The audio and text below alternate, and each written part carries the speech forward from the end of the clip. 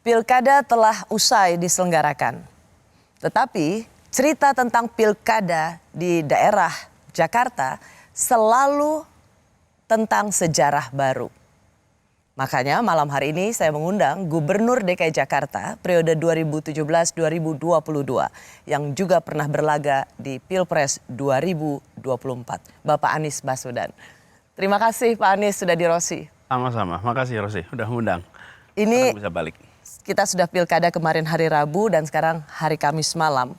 Pak Anies sebagai orang yang pernah berlaga di Pilkada Jakarta, saya mau tanya dulu apa tanggapan Pak Anies soal Pilkada Jakarta ini? Alhamdulillah berjalan dengan lancar. Suasana kondusif. Kemudian hasilnya kita sudah lihat. Bahkan sudah bisa dikatakan per hari ini itu 100% TPS sudah bisa ditabulasi. Jadi di Jakarta suasananya suasana baik, positif. Dan saya bersyukur saya memilih Mas Pram Bang Dul dan mereka mendapatkan suara terbanyak dan menurut perhitungan cepat mereka di atas 50%. Jadi suasananya suasana yang baik.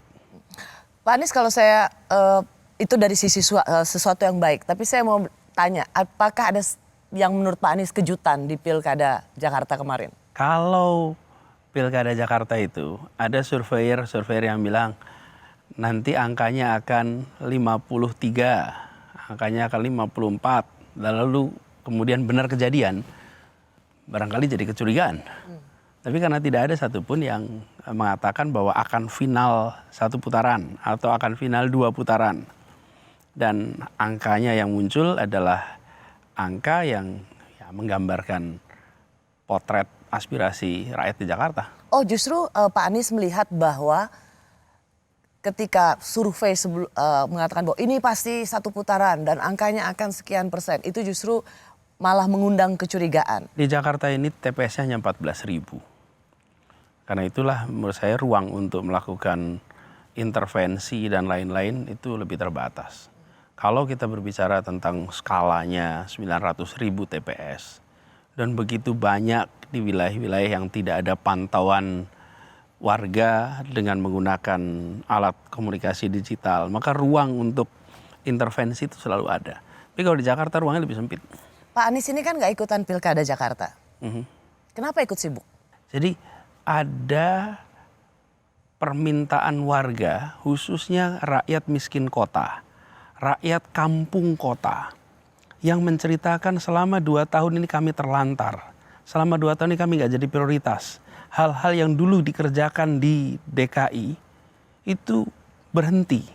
Kampung kami tidak lagi ada perhatian. Bahkan kebijakan-kebijakan yang dulu berjalan itu berhenti.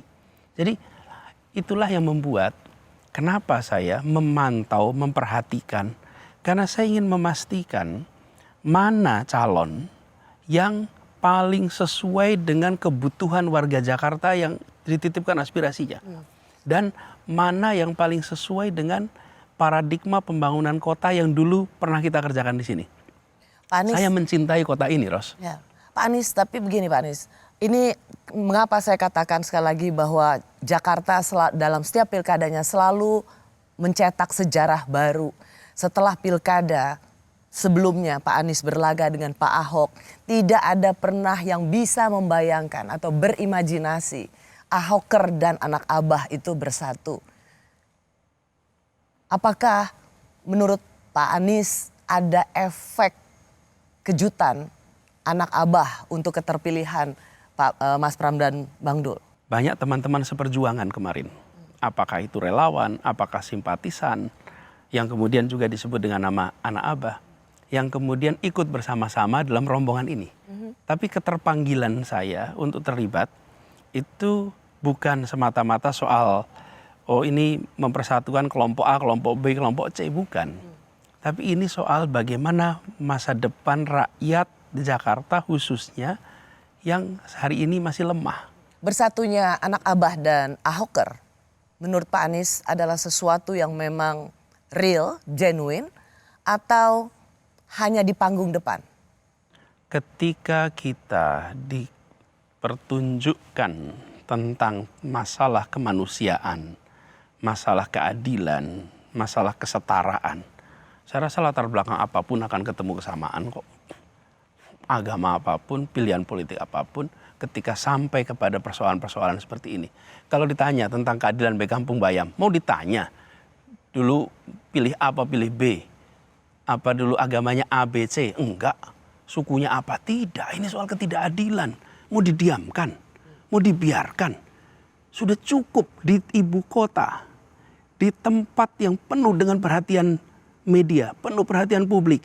Negara tega menterlantarkan rakyat yang haknya untuk tinggal sudah di depan mata. Tega. Dan rakyat diam. Kita semua nggak berkutik. Kenapa? Karena tidak punya tanda tangan. Tanda tangan. Nah, karena itu sekarang pilkada ini menentukan siapa pemegang tanda tangan. Dan pada saat itu terjadi, saya tidak mau tinggal diam. Ya. Saya ingin mengatakan kepada semuanya bahwa ini ada aspirasi soal keadilan, aspirasi soal kesetaraan. Dan saya ingin titipkan itu. Dan saya melihat Mas Pram memiliki komitmen yang serius soal ini. Bukan cuma disampaikan di dalam rapat-rapat akbar, tetapi di dalam pembicaraan timnya, kami ada orang-orang yang berada dalam sana yang menceritakan keseriusan. Nah, ini sih benar nih, serius. Baik, hanya memang ketika bergabungnya atau akhirnya Pak Anies ke Mas Pram dan Bang Dul itu dianggap sebagai membangunkan macan tidur. Siapa yang dimaksud dengan macan tidur itu? Siapa ya macan tidur itu yang dimaksud ya? Kan nggak disebutkan ya macan tidur itu ya. Ya, ada memang Pak Anies spesialis membangunkan macan tidur. Memang pawang. Atau macannya katanya sekarang di sosial media dia bilang dikalahkan oleh kucing dari Lebak Bulus.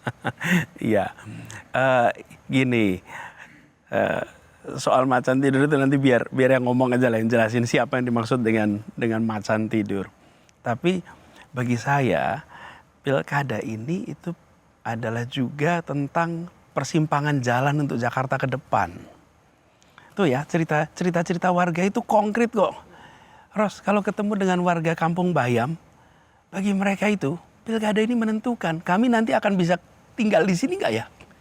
Bayangkan rumah sudah jadi, tinggal ditempatin, Pemprovnya nggak mau ngasih kunci, sudah jadi semuanya. Dan kalau datang ke saya itu menangis.